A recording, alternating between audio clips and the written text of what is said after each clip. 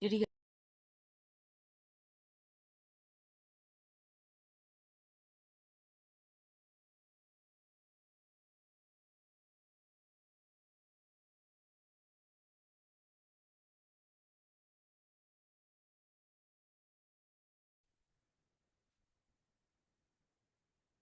Hey,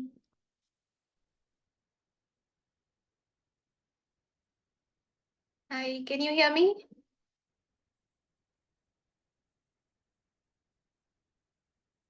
Yeah, hi, Antika. Good morning. Good morning. You can hear me well, right? Yes, but little like your video is blurry. Sure. Hi, good morning, Amneet. Hello, Avneet. Hi, panelists. Good morning. Evangel here. I'd request you to please rename yourself so that I can recognize you. Hi, Avantika. Abneet here. Hi, thank you, Evangelist. Hey, yeah, we'll do that. Yeah.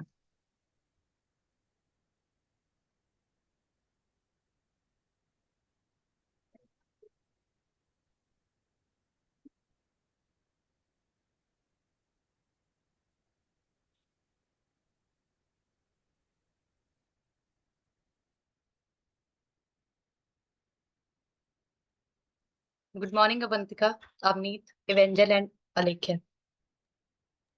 Good morning, Swati. Good morning. Good morning. Avneet, I'm giving you the host access. Alekia, I've given you the co-host access. Yeah. If you need anything else. Yes. Eventually, please give me the host access. Sure. Yeah, because Amneet has another session also. Like, maybe Sure. I made you the Yeah. host. Yeah. Thank you.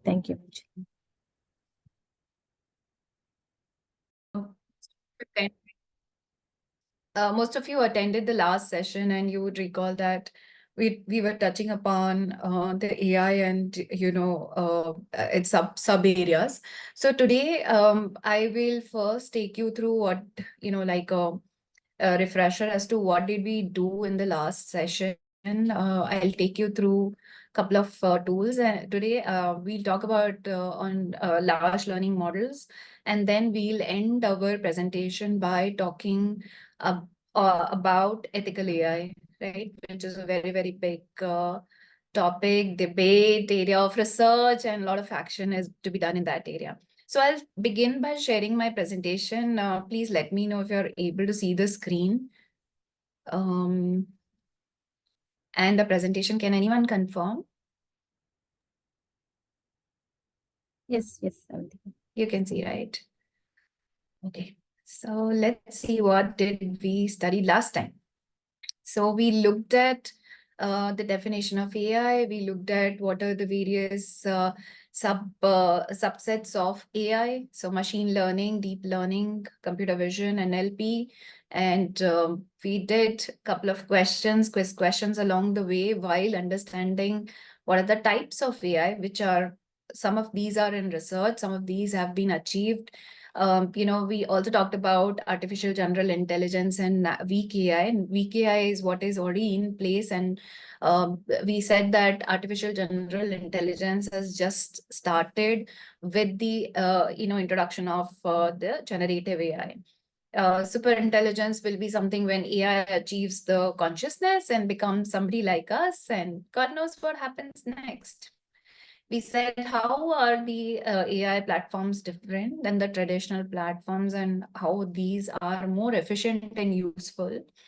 Therefore, to help us get problem solved for our real life. And some of you also contributed to a lot of use cases from various sectors, right? We talked about finance, we talked about healthcare, someone talked about using the financial tool for investing in the personal space, and someone talked about a medical tool that is being used. And then, of course, we touched upon a lot of use cases which are really, which are really around us, whether it comes to banks, whether it comes to loans, whether it is really our office where we are looking at our emails every day, or talked about e-commerce industry where we said, how e-commerce is really revolutionizing by personalizing the recommendations, right? So these were a couple of things we talked.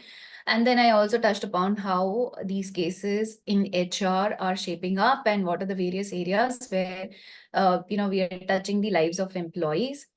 I also touched a little bit about AI tools as to what are the kind of tools that are there, very, very easy, ready to use. Some are really free of cost, just log in, go and use it. I covered a little bit about as an individual, if you're trying to get into the space, what is that you should do to upgrade yourself, upskill yourself? What should you have in you to be an AI expert, AI enthusiast, AI, whatever, right? The developer, the engineer, and in the upcoming fields, right? And then we learned a little bit about machine learning. So we said machine learning is a subset of AI where use of algorithms and models is basically helps us in predictions and decision making. Then we also looked at what were the various kinds of machine learning. We said between 3 or rather 4, right? Supervised, unsupervised, and reinforcement learning. One can use the machine learning based on the data they have and then run various algorithms. So we were looking at the first algorithm, which is linear regression. And today when I begin, of course, we did a couple of questions. And today, before I get into the presentation, I wanted to show you. So we did see machine learning, right? We did see linear regression. And for some of us, it must have been like, oh, I understand the space. It's very easy. I know how statistics works. And maybe it's okay to understand the algorithm. But for some of us, it may not be as easy. And like I said, even for non-technical people, this is the place where they can thrive by learning, right? And that is because we have lots of tools which are very easily available for our disposal and easy to learn, right? So I'm going to take you through one such tool just to give you a glimpse of how these tools can be easily used as a tool, and you can even solve your day-to-day problem. You don't have to really depend on maybe sometimes even coming up with a model. There are some existing models also on these tools available which you can use. They also have provided the template in which they would like you to structure your data, and you can actually start using it because these are free of cost.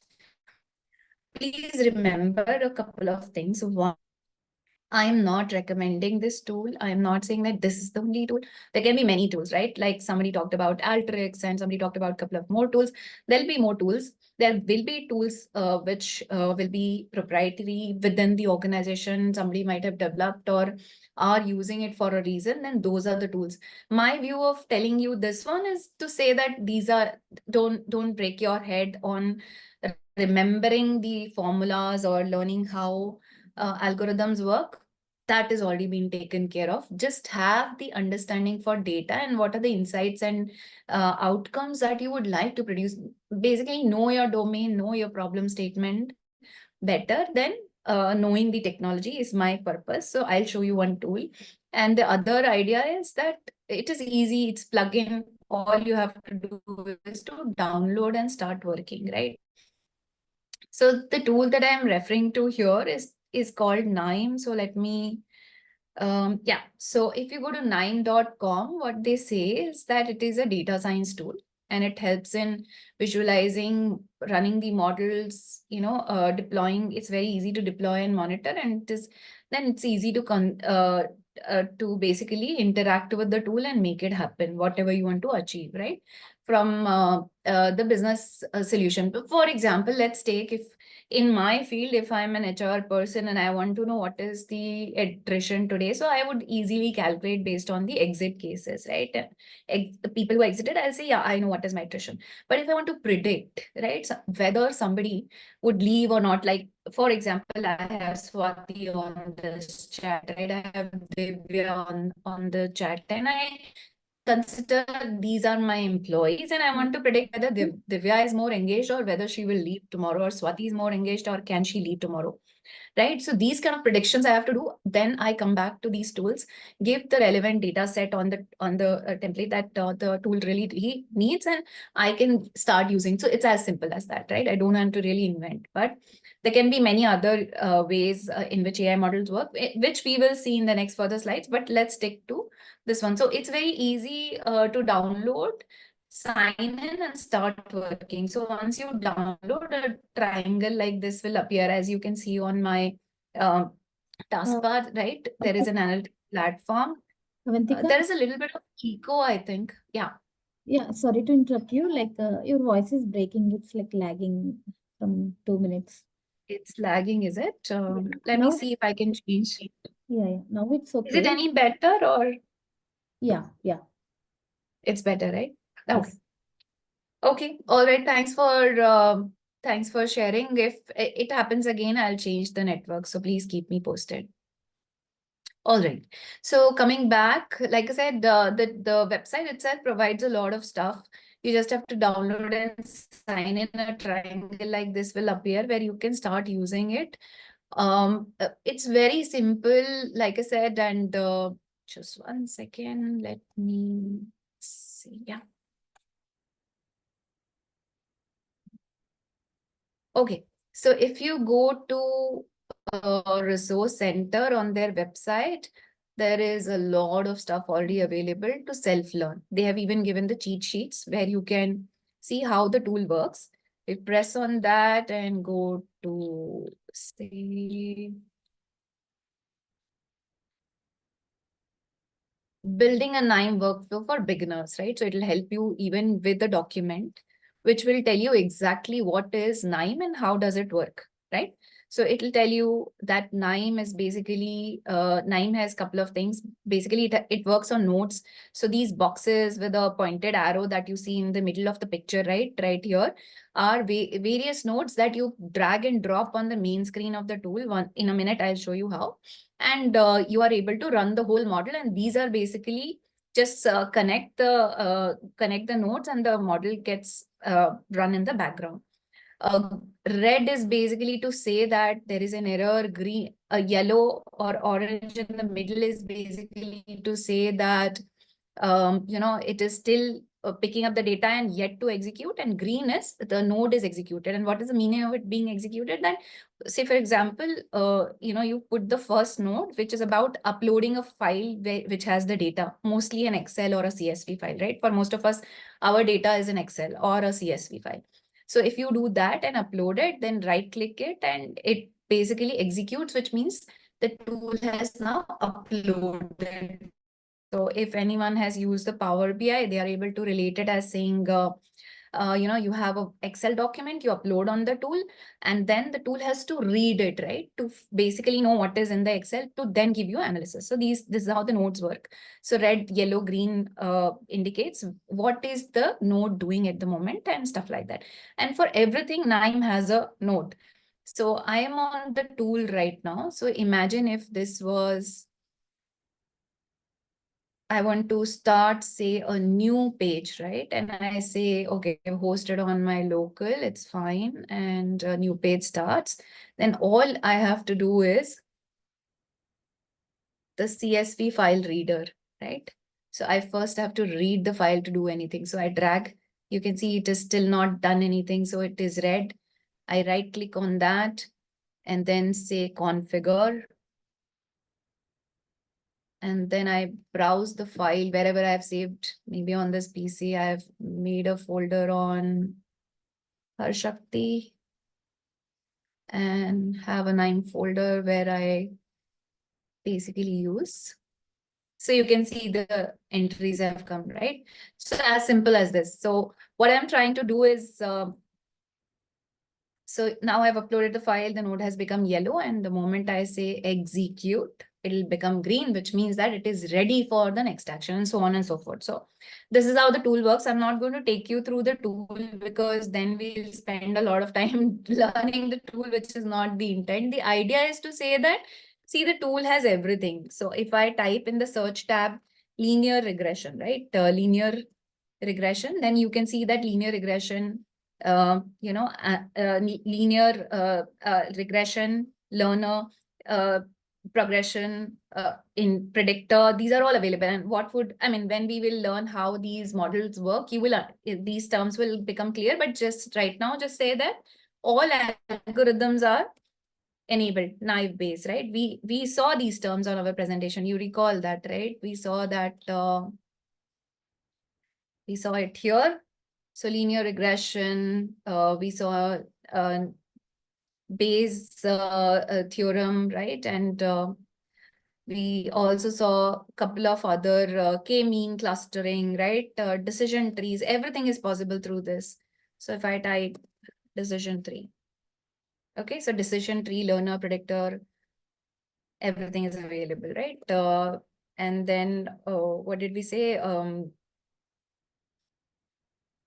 Right, so we can do, I mean, basically, in short, all this is available. You can, once you have uploaded the data, there are a lot of chart types, which you can use bar chart, stack chart to see how is that data. Like, for example, if you remember when I was running the linear regression analysis, I said, the data is scattered and we need to do the best fit line and all that.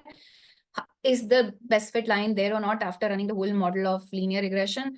Basically, you run a scatter chart and see that that really the data is just 1 second, and I do an execute, and we can see if the chart comes in. Right, so it's as simple as this. So basically, the chart will pop up and it will say, for a reason it's not popping up right now, but it'll depict basically that the chart is, it will be able to say whether the points are really scattered far off from the best fit line or these are very close by, right? And stuff like that. So it's very easy. Use the cheat sheet, use the tool, something like this comes up, which is a model. You can see that I have done a pre-model here where I've checked using the scatter plot whether the data points were really scattered or these are in a format, in a pattern or something like that.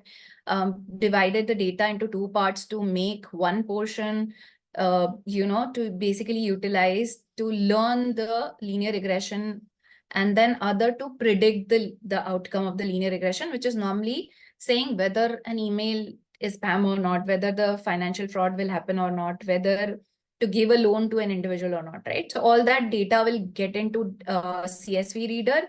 We divide that data, financial data, into 2 parts, saying one part we'll apply the model learn. If the model is successful, we'll then apply it to the whole data set to say, okay, yes, it is now giving the right prediction. The outcome is given in the form of a prediction column. So if you go to the predictor, it will say, these are the likelihood that Avantika will default, Swati will not attrite, Divya will stay with the company and stuff like that, right? So this is how it works. I'm not going to spend a lot of time on this one, but I hope I could give you a gist of how these tools work. And like I said, everything is kind of available on their website. So is this of use, or you think it wasn't too useful for you? If you can reply, I think I'll get to know whether you are really understanding or not. And I see there are a couple of messages. Okay, great. Right, so like I said, this could be one of the tools and there can be many. Just have trust in yourself. You need to know what is your data. You need to know that what is the outcome you're looking at. And then there are hundreds of tools which will actually run these algorithms for you, and you don't have to really learn those algorithms by heart. I mean, you don't have to really learn the algorithms by heart. Okay. All right. So please feel free to explore more. Like I said, it's just a plug and play. There is no requirement in terms of the computer requirement. There are no systemic requirements for this tool. It is just a download, login, and start working, right? Like I showed. So this is one tool that I wanted to talk about. Then we will quickly jump to what I want to cover next.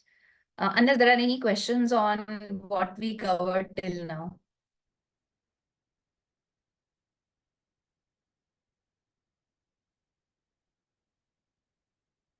can we do our course exercise and capstone project using this?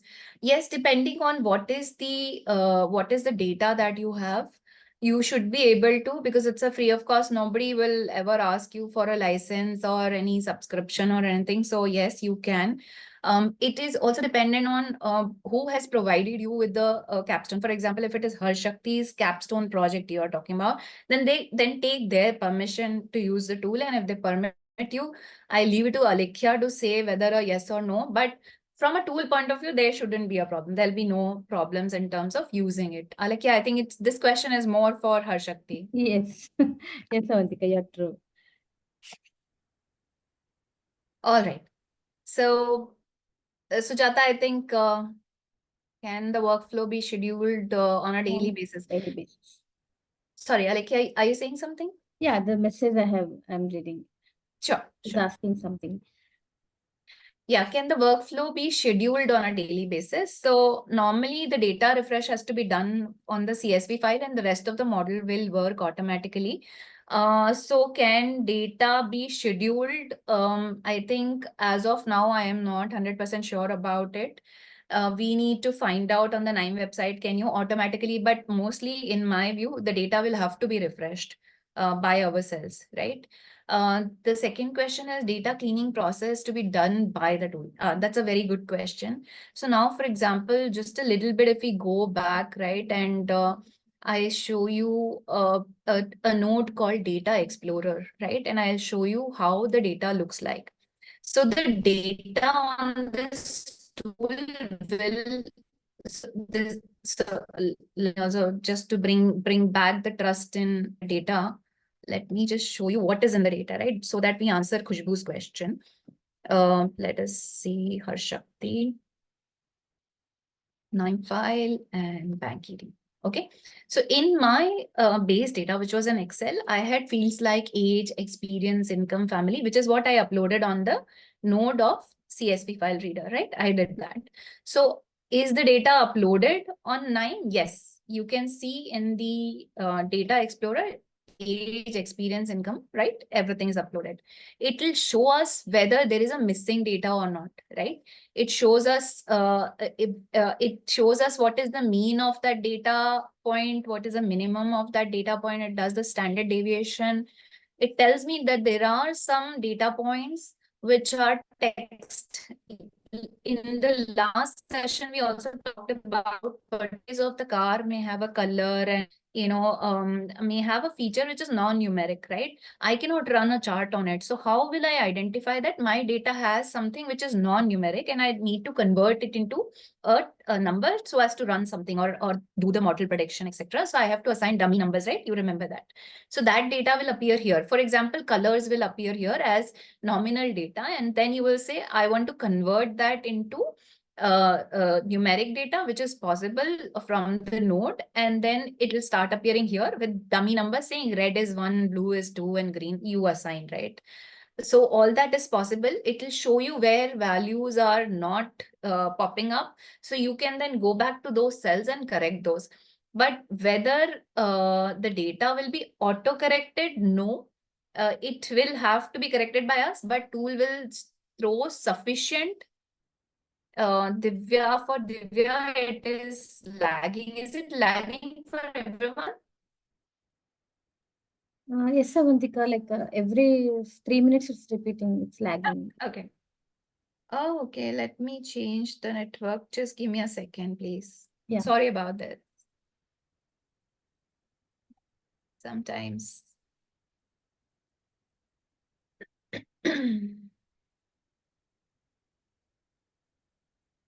I'll just stop sharing. Okay, just give me a second.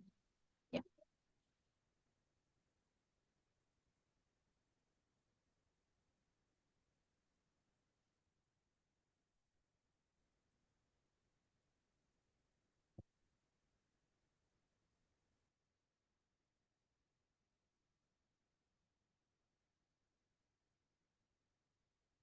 Okay, I have changed my network. Is the voice any better? Yes. All right. Okay. So I'll start sharing again. I'm really sorry for this. We are back on the screen where we were looking at the data the tool will throw, and that we will be able to correct here itself on the tool itself, but we will have to do it. So did I answer, I guess Sujata or someone asked that question, right? Just 1 second, let me see who asked the question.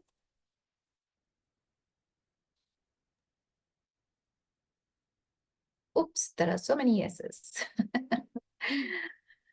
Okay, data cleaning. Khushbu asked the question saying data cleaning process can be done by the tool, not by the tool, but definitely on the tool, because tool helps us with data cleaning in many ways.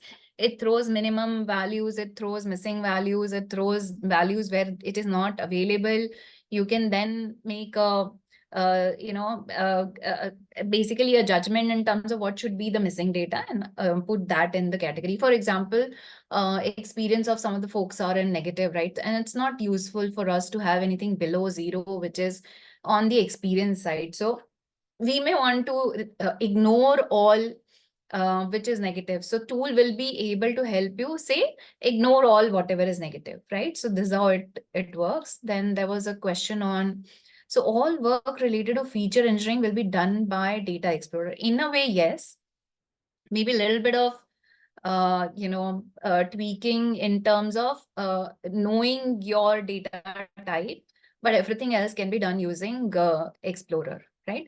And then analysis and prediction can then be done using the other sections, which are predictors and the learner, etc. Okay. Okay, okay, I think I answered Deepa. There were no other questions, right? There were mostly a yes for lag in the network.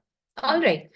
So a lot is possible using this tool. Like I said, the whole time will go in it. So I want to jump back and cover a couple of other things. We'll keep last 15 minutes or so for more questions and answers. I really want to talk to a lot of people on this call. I think all enthusiastic folks are on the call, so it'd be great to learn from you. Okay, so we said linear regression, we said tool is available, we know, how it works, and we don't have to really learn it. There are already existing tools which can help us learn algorithms. Okay, now jumping to something which is really the buzzword these days, which are the large learning models. But before getting into it, as you would recall that we said artificial intelligence is the superset. It has a subset of machine learning, and then machine learning has a subset of deep learning. So large learning models somewhere fit into deep learning, but these are fit in, they are into something really different. So there's a concept in this field which is called foundation models. Okay, now foundation models are, so from a definition point of view, let us read it and then I'll help you understand what are foundation models. A foundation model is basically a deep learning model. Okay, these are neural network based and are trained on a lot of data which can be applied across wide range of use cases. Now, for example, you would have heard about ChatGPTs and you want to know.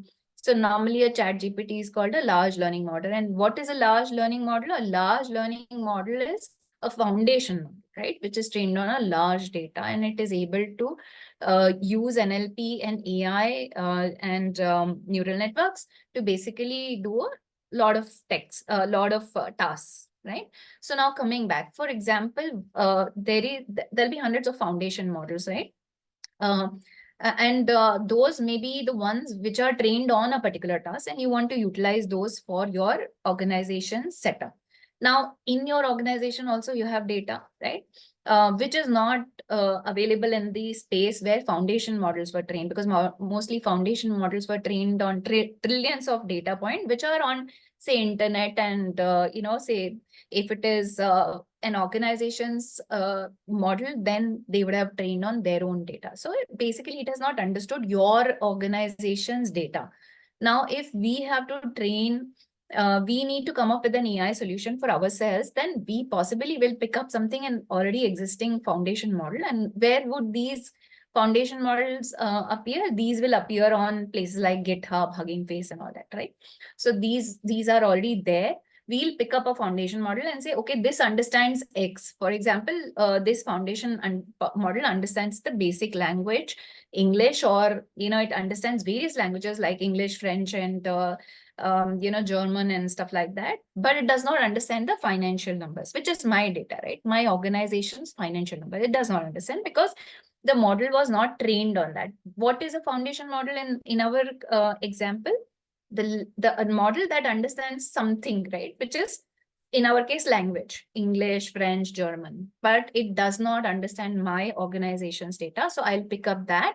I'll apply my organization's data on that foundation model, which in my case, for example, I want to come up with an AI solution for the financial space. I'll feed in the whole financial data, help the model learn from my data and say, combine the two and tell me in English, what is my revenue in, say, 2024, and also in German, what is my revenue in 2024, right? It is important, right? Today we say we are using all internet in the regional languages. We also know that internet can translate into Hindi and Tamil and also into German and French. So it is important in some organization that they want to know that what is the outcome. Maybe every employee in the organization has to understand what is the revenue for the company, and it needs to understand in their language. So the foundation model comes in, our data sits on it, and it is able to produce an outcome. So input is basically the foundation level data and my internal foundation internal data combined together. The question that I ask will be called a prompt. The question that I'll ask the large learning model will be, what is the financial, what is the revenue for 2024? Please give me in English and German is my prompt, right? Which I'm asking the large learning model, and the outcome will be that what is 2024, and it'll say revenue.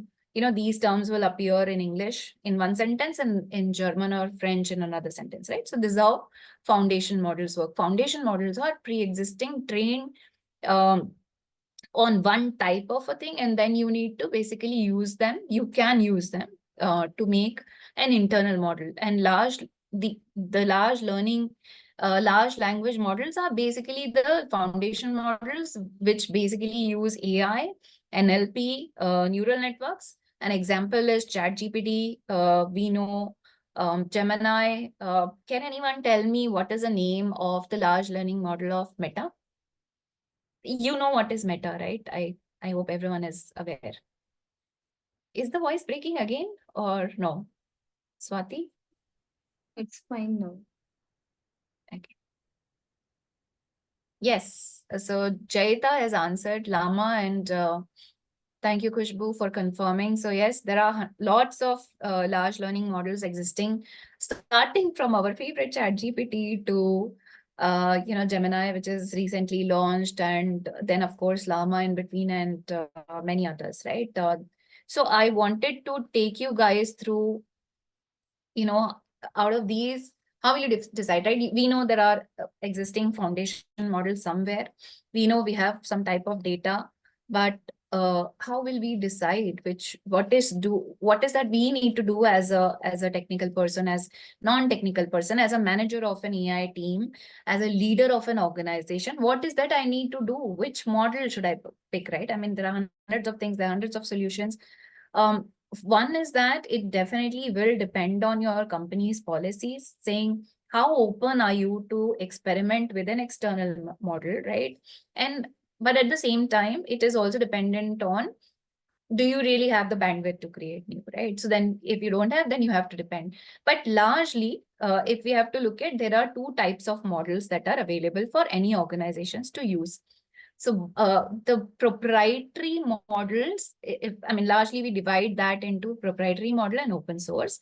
Proprietary models are like the ones I said, which are owned by the organization. The data that they train them, trillions of data that they use to train them is their own data, or maybe internet, but in the controlled way. And they also control the code of that large language model.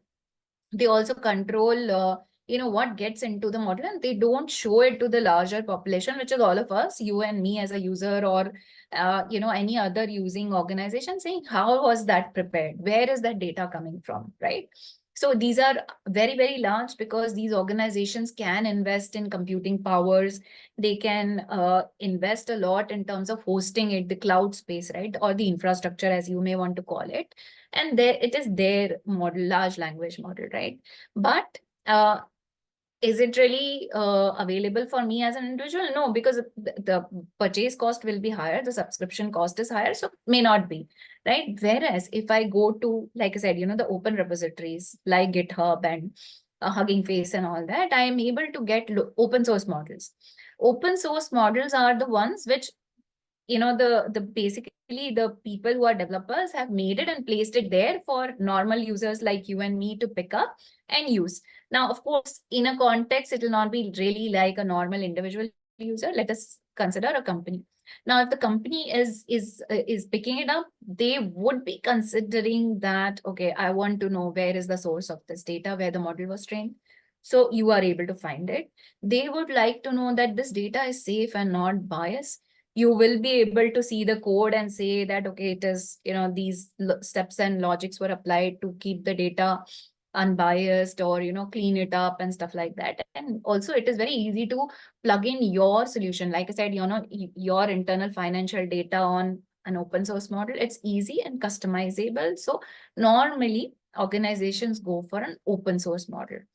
Any thoughts, any question, any clarification required here before I get into a couple of important terms, and then we will go back to which model should you use for your AI solution. Any questions?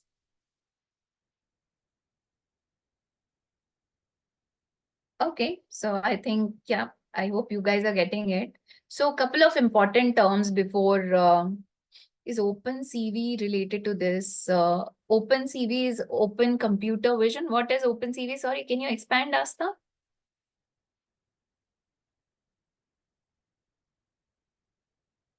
Okay, while Asta, is there any data security in open source? Yes.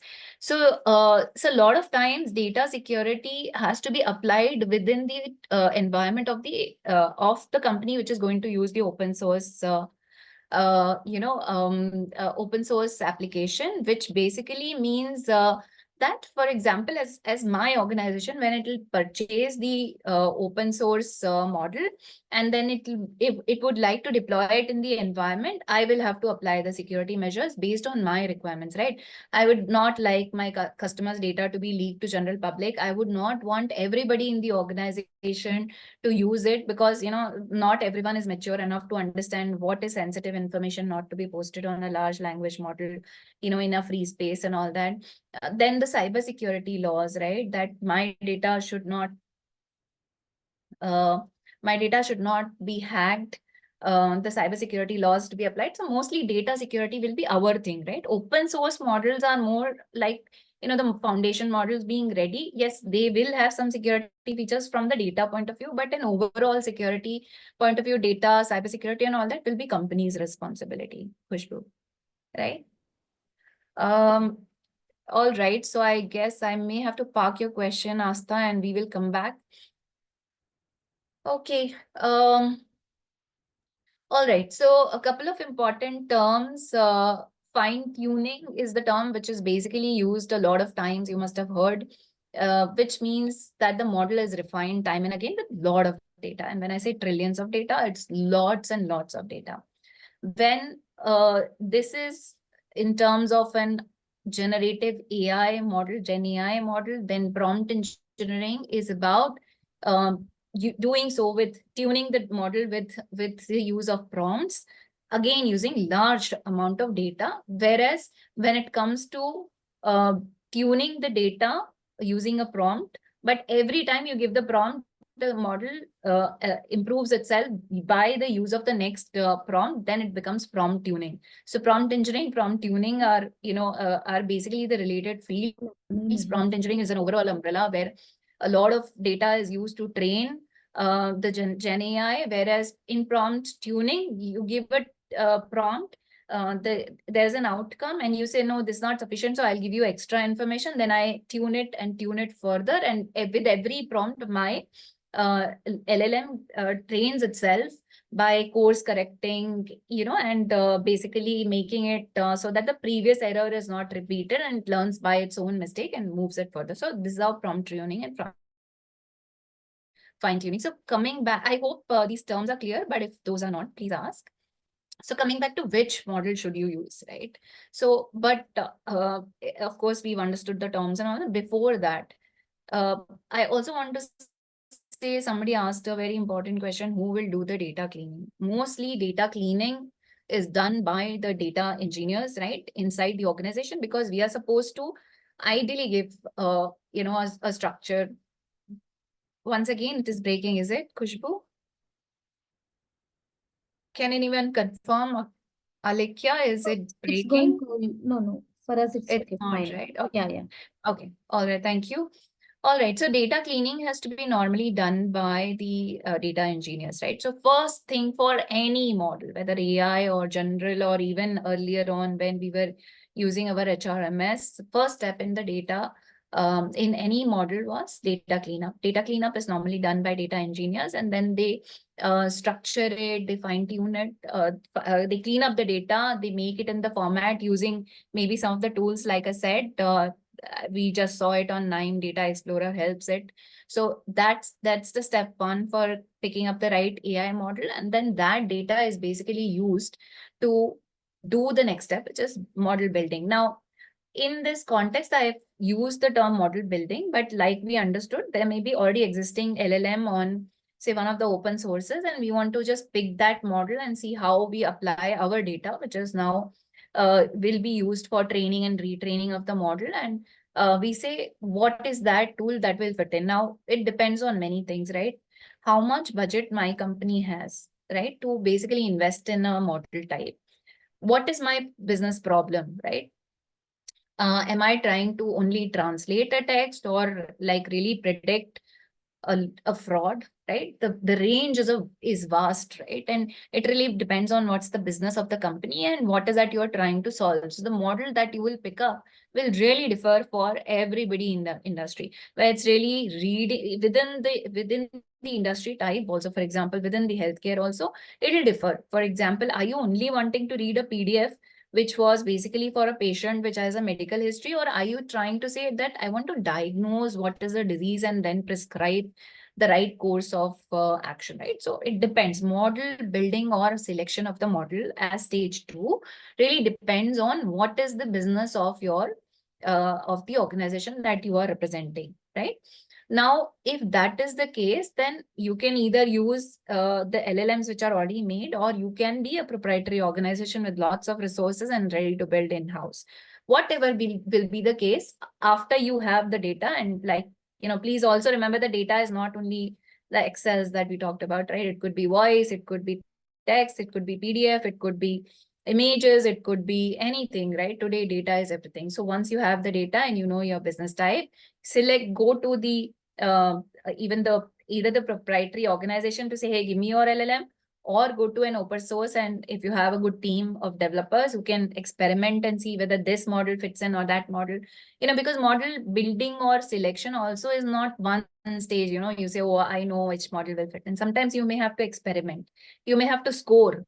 You may have to say that, okay, I experimented 5 models, but only these 2 are sufficient for my problem statement at hand, and the other 2 don't even fit, right? So like that, you might, and I'm taking a very small scale example, right? It may not be 5, it may be 20, it may be 100, right? It may be n number, depending on what is that you're trying to solve, how much efficiency you want, how much accuracy you want in the outcome and bargain, right? So model building, model preparation, model selection is that second stage of which depends on these large things that I talked about. Once you know what's your data and which is your model, right? Then you will bring into your environment, and now you will start fine tuning, right? What did we say fine tuning? We are training the model and refining it with large amount of data. Now, once again, if it is a medical thing, it's a very, very specific inside the organization data. So you will train you will pick up a foundation model which is near the situation, and you will train them with a confidential data, which is patient information. But if it is like a language translation for an education company, like, you are trying to use it for an ed tech organization and say that I want to convert my course into various languages, that may not be as confidential information. So you may train it on the entire internet, right? So, but training, fine tuning to fit into the environment that you are, which is your organization, what is a business, you will basically then optimize your model and calibrate it to say, yes, this is the outcome that I need, this much confidentiality, therefore I'll only train with my data, keep it with, whole data privacy thing applicable, or yeah, okay, it's fine if my model also learns from outside data, right? So that is a stage 3 you will decide. So now you have the data, your foundation model and internal data and internal tweaking. You have trained the model, which is fine tuning, whether it was using the prompt engineering or prompt tuning, right? Prompt engineering was training the large set with, with the text input, and prompt tuning was give one text input at a time, get an outcome and say, okay, this is sufficient, not sufficient. Okay, I want to give another prompt, extra information, stuff like that. I want to train it and the model will learn in the process. So something like that happens in the model tuning and training piece, which is the third stage. And then the model is ready. Once the model is ready, it is deployed in the environment, which might require infrastructure setup, how many computers will be required, what is the GPU strength, or, whether you need a particular RAM or you will be able to run it. It is private cloud, public cloud, and stuff like that. So model is deployed according to the requirement of the organization.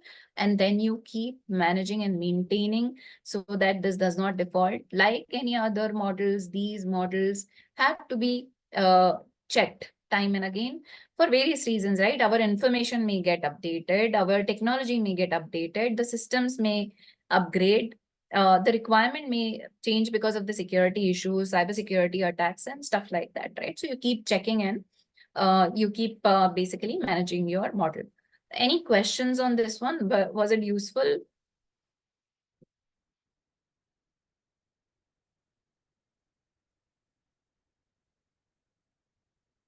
Or am I not audible? You're audible. Yeah. Anjali. Yeah. So see, there is a study that is going on, which is saying that RRNs have to be may not have to be used anymore, because now LLMs are capable of basically training and training themselves basically easily, and by understanding lots of inputs that are coming up. So it is mostly, I wouldn't say it's CNN, RNN, it is mostly about like I said, prompt engineering, which is basically helping LLMs get better on their efficiency. Thank you, Astha. How much time is set aside for this? Okay. That really depends on what is the requirement at hand. You really need it fast. Then you appropriately select at the stage 2, right? The foundation model, which is really closer to your problem. And if you have a lot of time at hand, that it really depends on what is your management, wanting to say. And therefore, I want to make a point here. Thanks for asking that question. Who asked this? Swati, right? How much time, right? Sometimes you would say that, okay, I looked at the data, I picked up the model, but I see, what, this is not an AI problem. I don't want to apply AI because it's an automation problem. I'll use RPA, right? Maybe because it's a data issue, I'll only find out something which can happen on a very small scale, like a Power BI. Not every time AI will be your solution. Okay, remember that. And therefore, it'll really depend on what is that you want to achieve, whether you have time to get to that solution, whether AI is the right solution or any other. It'll all happen in the process. So can I say today how much time will it happen in 2 months, 3 months? Can it happen in a snap of a finger, or will it really take a year? No, I cannot say it because it depends on many parameters. Swati. It depends on many parameters like we just discussed. And it really is dependent on what is the organization wanting to achieve. Sometimes, you will say, okay, I have a model, I want to really pick it. It is free of cost. But the infrastructure where you will fine tune, you will train may need some cost, right? And which may not be immediate. So funds, right? A lot of times. So I wanted to cover this point when we go to the section where I want to help you understand how will you sell your story, saying, now I know what is my model, I need this. But the management might say, I don't have budget, right? I cannot give you this year, maybe wait for next year, or yeah, we have not started working on it, we'll do it in future, right? All that happens in the organizations. So how will you convince? So that is one point you need to know.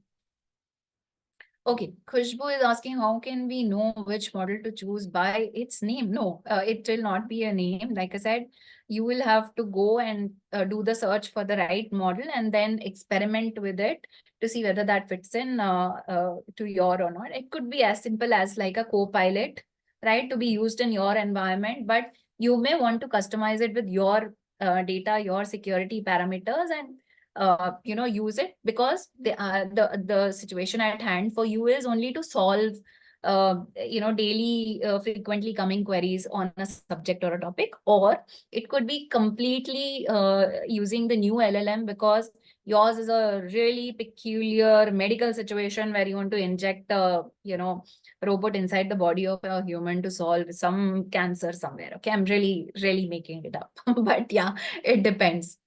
Some data evaluation of LLM. So I'm aware of only about score evaluation. What?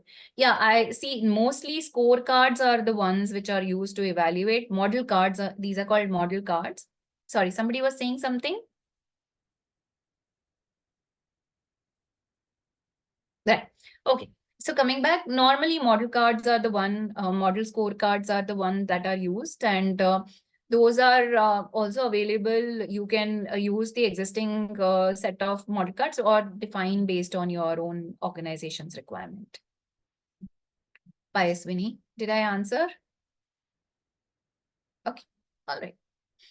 Okay, so we did cover till here, and so I wanted to then quickly cover generative AI. I guess everybody is aware what is generative AI, right? A yes or a no will help here. Okay, thank you, Sujata. More? Okay, all right, Payaswini. Right, so I guess we know what is Gen AI. These are large language models. These are large language models trained on trillions of data. They are able to generate human-like content on being given a prompt, right? But important thing to note is, and we have already covered that these work on neural networks, NLP, and stuff like that, right? So we know what is Gen AI, but the important Gen AI is not only a chatbot, right, which we are actually using. It is really a lot of it. So I wanted to just take you through the ChatGPT website. Just give me a second if I can come out of the presentation. I've kept it open here. So if you go to the ChatGPT's website, which is OpenAI, right? This is the organization that owns ChatGPT. It will give you a version of what all a ChatGPT can do today, what all can generative AI do, right? It is basically something which can be used in research, for video creation, it is for business, it is for coding, right? We all know now ChatGPT can code, and maybe better than many other people. No biases against anyone, but I'm sharing, right? And stuff like that. So I thought I'll keep one login open and just cover a little bit about. So I'm doing my research on, on the AI for leaders, and I was using ChatGPT. Now, by the way, the version 4 is free. I'm sure all of you are using it. And if you just go to version 4 or ChatGPT and say explore GPTs, right? You are able to get many versions of Gen AI, right? Gen AI, which can help you create an image, which is a Scholar GPT. So I've used Scholar GPT and GPT both. Scholar GPT is for finding the research material and working on this, recommending whether it's the right paper or not, doing analysis of the paper, giving the fine recommendation, identifying gaps, finding out who said when and what are the different papers linked together and stuff like that. But I'm saying that that is also possible from normal GPT now. And you can see content writing, right? All this is easily available. I don't have to do anything, right?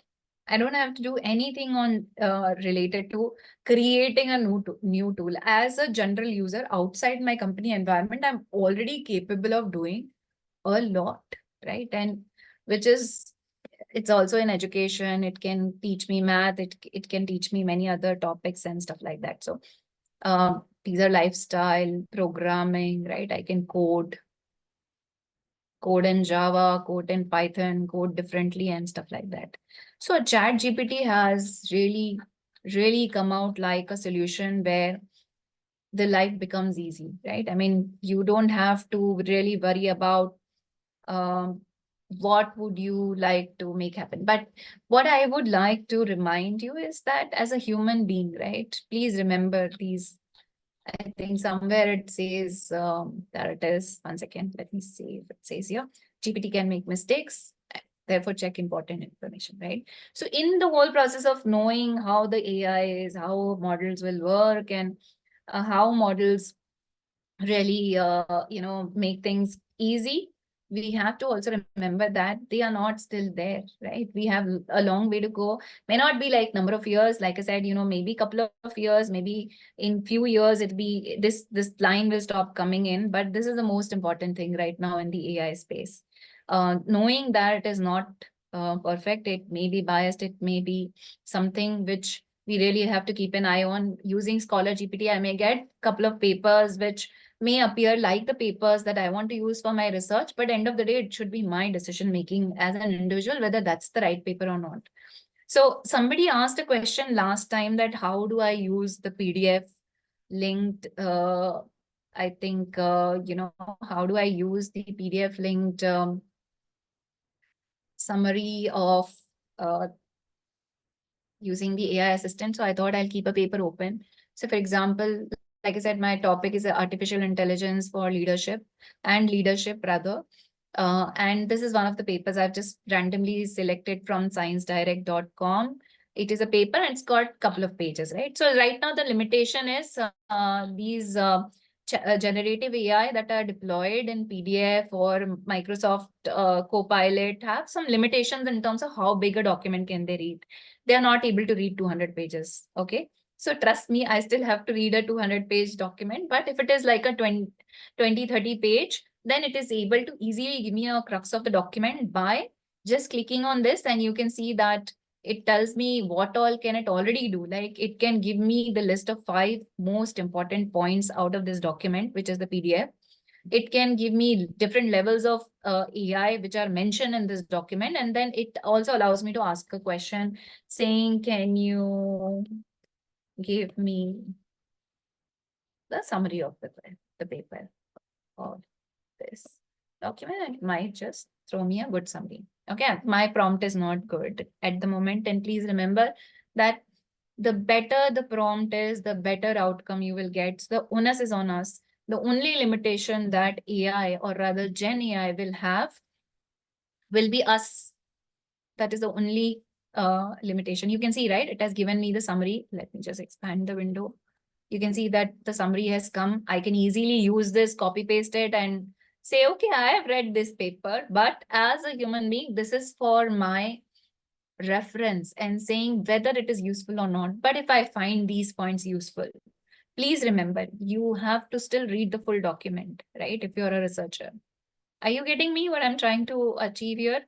The ease is available. It is really here. It can also tell me how, what, it can convert the whole point that is, it is find out into a PPT or Word document. It can translate the data into Excel. It can upload it and mail it to my mailbox and say, hey, this is this. But end of the day, what is right and what is wrong is still in my hand, right? So that is the point I wanted to. I hope this was useful, that how ChatGPT can be used for daily life and how PDF AI assistant can really help me read the document in like snap of a finger really, and then as a human being I get to decide, or as an organization I get to decide whether this is the right thing to achieve for my organization or that I need to still do manually, right? Any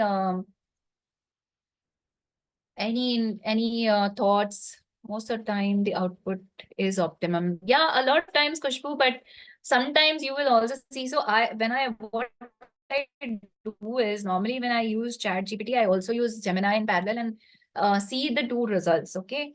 Sometimes ChatGPT is able to perform better. Sometimes Gemini is able to perform better.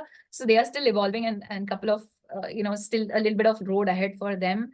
The good part that I see a ChatGPT or Copilot is able to achieve over Gemini is that when Gemini gives me the outcome or in a link, ChatGPT even gives me a document. It says that here is the PDF, you can use it, right? So there are some benefits and some not so good parts of Gen AI, LLMs, and all that, which are still happening. And Copilot is more of explanation. ChatGPT is precise. Lavina says, yes, it really depends on what is your experience. For example, I totally admire the way Microsoft has implemented Copilot. They have embedded Copilot into everything.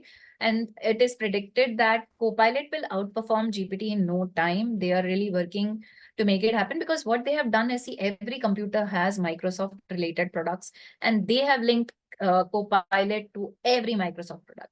And therefore, phasing it out, right? Phasing out a Gemini and a ChatGPT will be really easy. So I agree, Copilot is, and therefore, right, it is able to give more better explanation, give more, no, true for both, Nimita, Copilot, ChatGPT, Gemini, everybody can give wrong results. Like I said, it's us human who have to say whether the result is right or not, okay?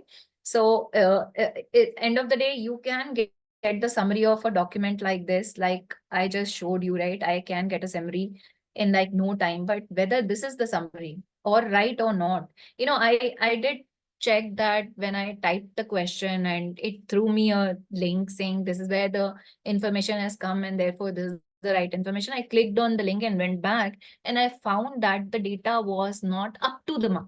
In the sense, it was not wrong, I would say. It wasn't wrong, but it was not up to the mark.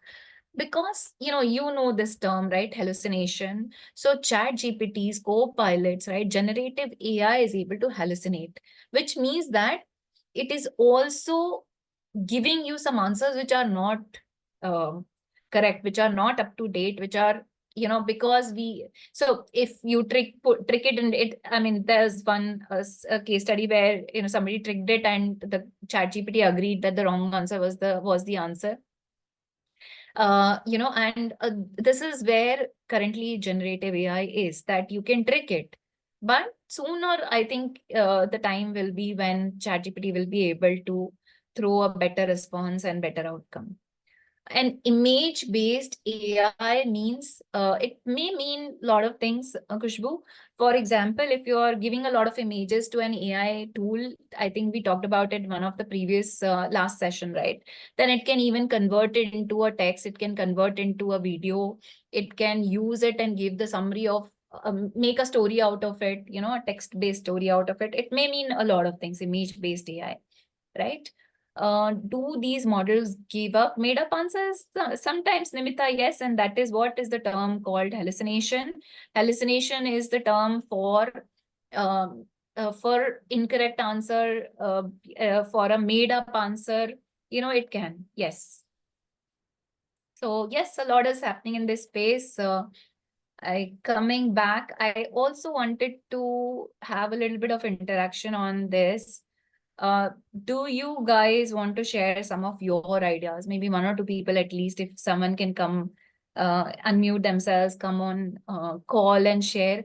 If you had a business solution, and given what is available in the market, what we have learned in last 2 sessions, if you had to pick up a business solution and say, this is the AI I will apply, then what would that be? And what is your idea of your own situation, your own personal business situation, which can be a problem statement for AI? And let us hear from the participants now, if it is possible. If someone is ready to talk, please raise your hand or type it on the chat. I'll request Alekia to unmute the person so that we can really hear from the individual. Yes, Avantika. Please raise your hands whoever have queries. I'll allow you to talk.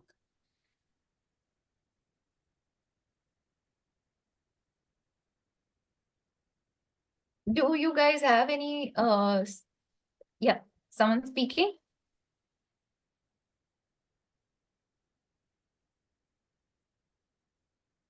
Did you have any questions? No, it's not about questions. It's about can they think of a problem statement or a business statement from their own organization or their personal space where they think now they can apply an AI and come up with a solution? And if that, what will be that solution? So I want to hear from participants, what have they understood? Are they, I'm using AI for my son's homework. Okay, that's interesting. Is that the chat GPT? But I hope you let him experiment and be creative himself. Thanks, Jarita. But more, if more people can share, please.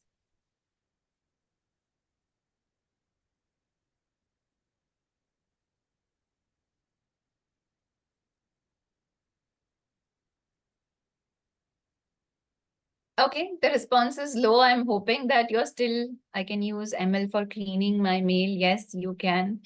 And put it into different boxes. Why it always have to be spam? You can always define ML and say, if it is related to finance, put it in that folder. If it is related to HR, put it in that folder and stuff like that. Now, WhatsApp, very good. WhatsApp has inbuilt Meta AI with Llama 3.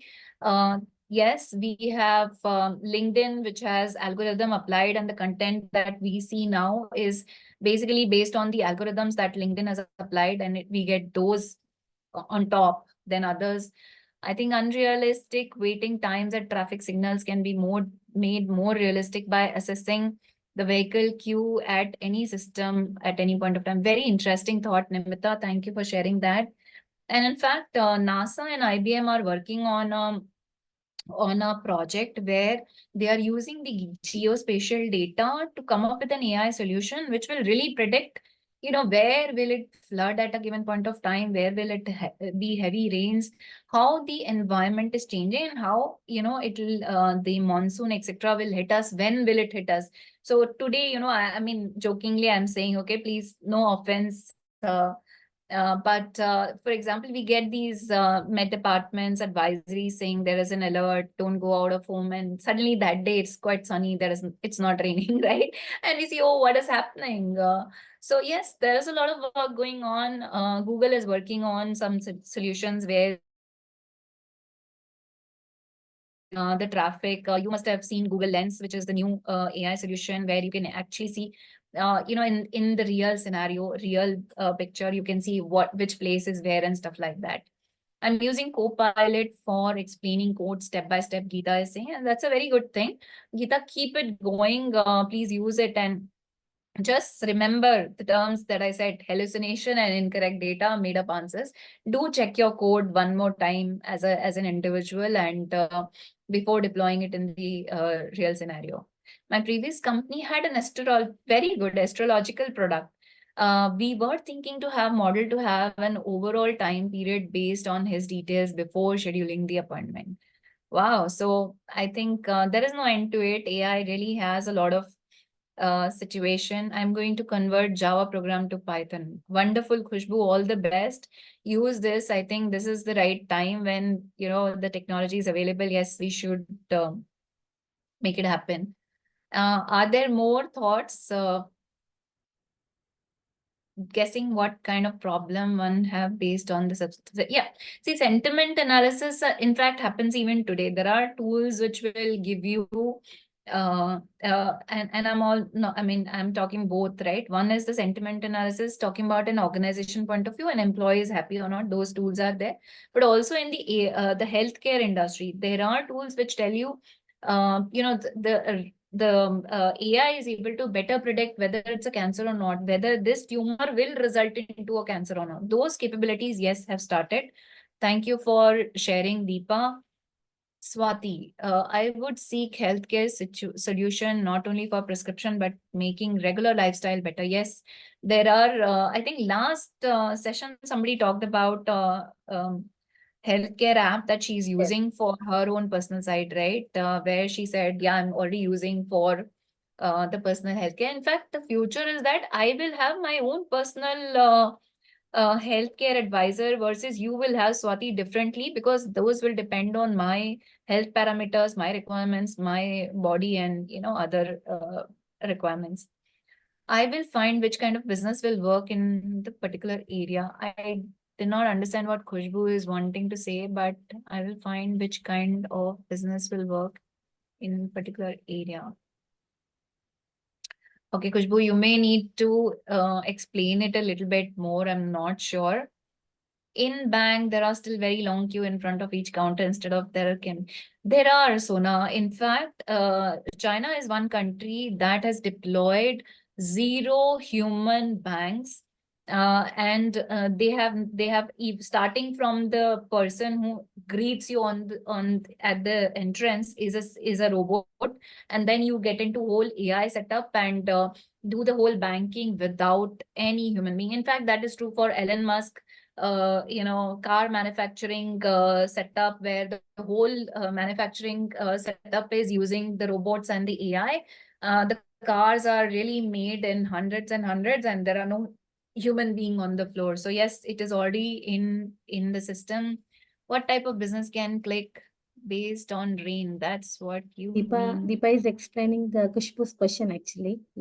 Yeah, right?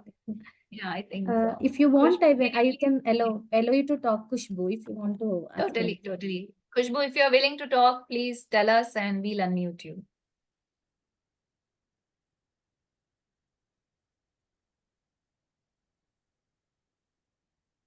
AI could be used for tracking the market price. Yeah, yes, we have used these guys. So, okay, I have last 15 minutes. I wanted to quickly touch upon one or two more important ideas, and we can always come back and discuss more, Khushbu, while you are still phrasing your question to come online. Let me say that now we know what is AI, we know our data, we know there are tools, and there are people who can approve or disapprove our tools or AI solutions, right? But we need to tell them, right? Like I said, you need to know when should it be an AI solution, when should it be a robotic or RPA solution, and where should it be only an automation, right? A normal automation should solve. So knowing that thing first, but once you know all that, there'll be an audience for you. And if you are a technical person, a lot of times we end up talking about jargons to say our managers or our management, and then they say, oh, I don't understand, what are you talking about, right? Khushbu, I don't understand the technical side of it. And Swati, I don't know, you are technical. When you say hundreds of parameters, you say Python, I don't know what are you talking about, right? A lot of times we hear that. So this is one important section that all of us need to work on. Along with knowing the technology, we need to know how to win the audience who will approve our technology, right? And normally our audience or decision makers are non-technical, or they could be people who know other technology than the technology that right? You may know NLP, computer vision, like, you know the basics, but others may not even understand. Maybe they have not embarked on the journey of AI still. So you need to know your audience. When you are talking to your audience, please avoid the technical terms and explain them in the layman, for even ChatGPT, it is said that explain like you will do it to an 8 years old. You've heard this phrase a lot of times, right? So similarly, remember that the people who will approve your AI solution or not are the ones who are non-technical or maybe technically sound, but with another technology, may not understand the jargon that you are trying to say. Therefore, be realistic, use the basic concepts, use visual information like charts and visualizations to make your complex idea become easy.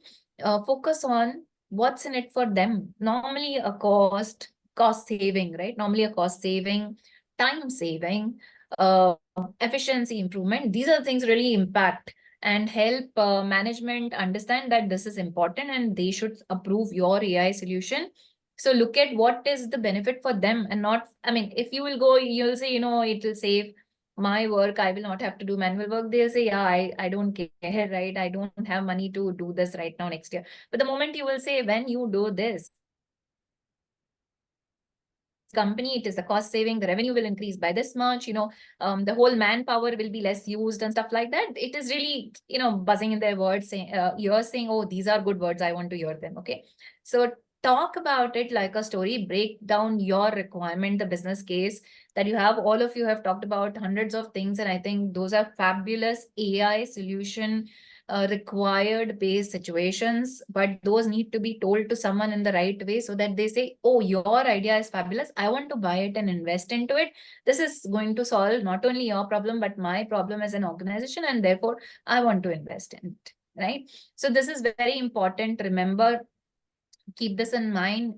If you get stuck in convincing your management, these are the points which will come in handy and you will be able to use that. And the last thing that I want to cover today is the ethical AI. Now, see, there is a lot of discussion that is going on in this space. Time and again, we talked about where is this data coming from, right? We said it is the data that is coming from internet. It is the data that I created in an Excel. It is the data which is written by the doctor on a PDF, right? On a document which is scanned like a PDF.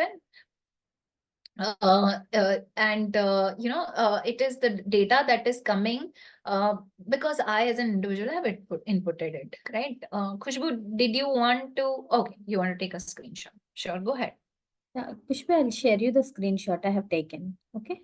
Okay, perfect. Yeah, you can continue. So, yeah, thanks, Alekhya. We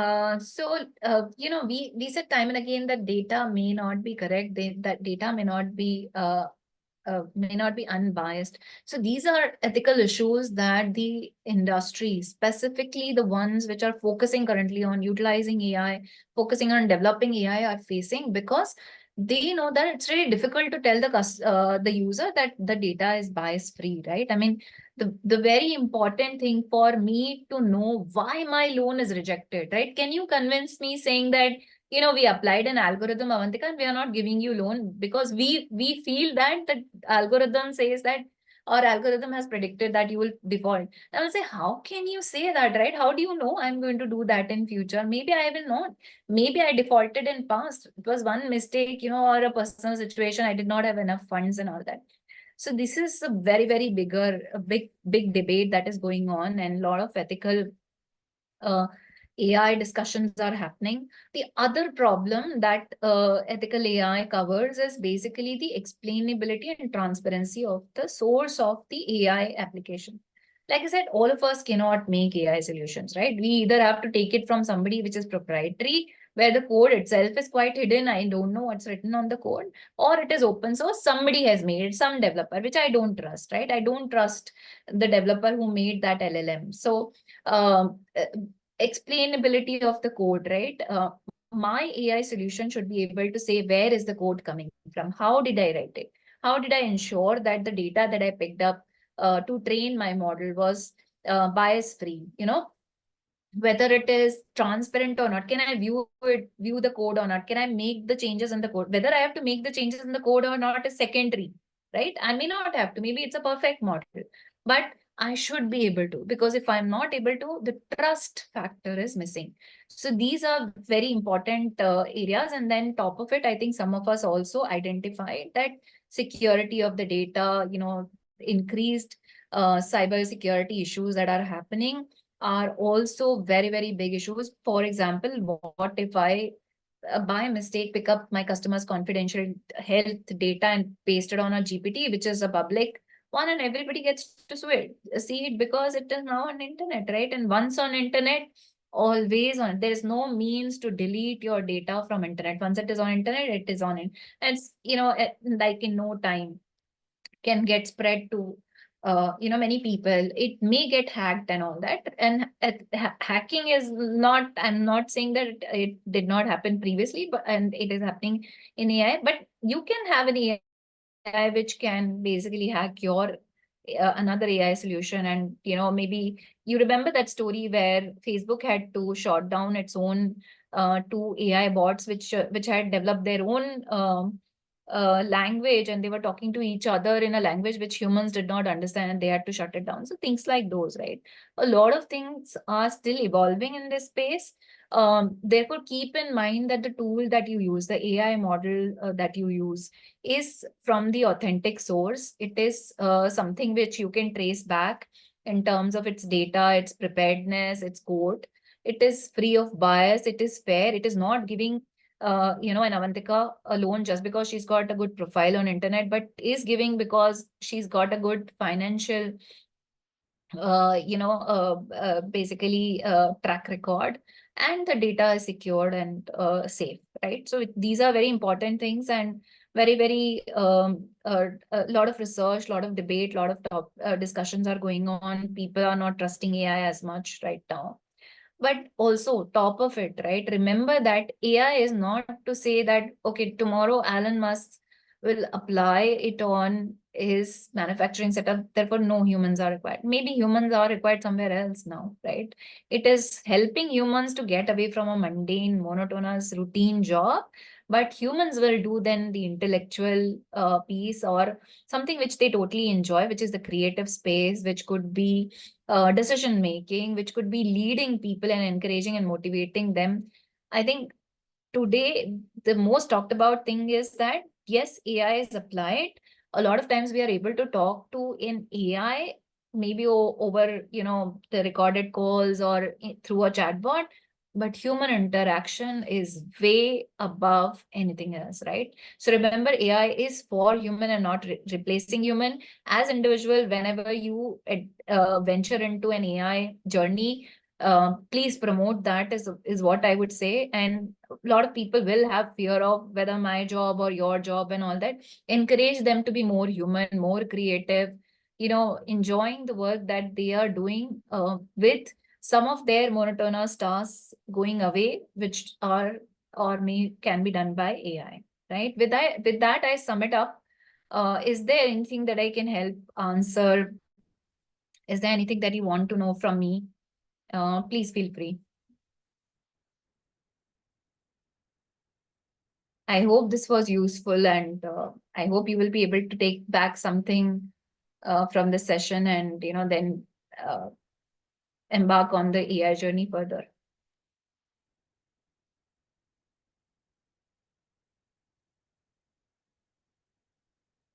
Thank you, Gitanjali. Thank you, Sujata.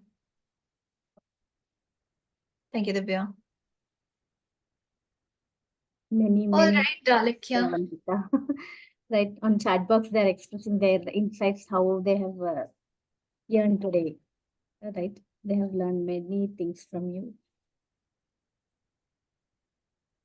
Yeah, I have a hard stop at 12:30. So if there is Yeah. anything I can help in last 5 minutes, Alekya, I can do that. Otherwise, we'll meet maybe next time. Yeah, ladies, please, if you have any questions, like please, you can chat. You can message on your Khushbu chat wants to box. ask something, Alekya. Yeah, Khushbu, I'll allow you to talk. If you want, you can talk to Avantika. Okay. Thank you, Deepa. 9 is useful. Yes. And please explore more. It is self-sufficient. You will not get stuck. In fact, there is a community portion to it where if you get stuck and you don't know how to solve it, you can post your question on the community, and it can help you get the resolution. Yes, Khushbu. Ma'am, I want to know that if I want to start a business, then can AI help me? Which type of business will work in this in a particular area? Yes. Um, Yes, Khushbu. which kind of business I should do? Which will work more? Which will give me more income? Yes. Totally. So I'll tell you my own thing, right? One day I was experimenting and I thought, okay, if I have to start a business myself, what should it be? And I was like, okay, I might have to search on internet or ask my friends and all that. So instead, I posted that question to ChatGPT, and it did give me some answer. Okay, so it can, and it really works. Khushbu, please try, and I'm not joking. So, but have a better prompt. Okay. It will not tell you just by saying, hey, which business should I start? You will really have to fine tune your prompts. You will have to ask a question and then ask another and maybe add more information, and also let Chat GPT ask you questions to help you arrive at the answer that what is the business you should try. And Chat GPT's Gen AI is able to help us at least get to some level where we get the ideas are sparked, and then of course it can definitely help in terms of taking the first step. But the next step is definitely yours, right? The budget and you getting into it. You may, if you're non-technical, you may need a little bit of help in deploying the first AI solution, or even look at why AI, right? I mean, there can be hundreds of things. There are no code, low code applications which are also freely available, Khushbu, and a lot of tools which can be immediately used for the business that one may want to do. I wish you all the best. I hope you start your business and someday tell me that, you know what, it worked for me. Okay. Okay, ma'am.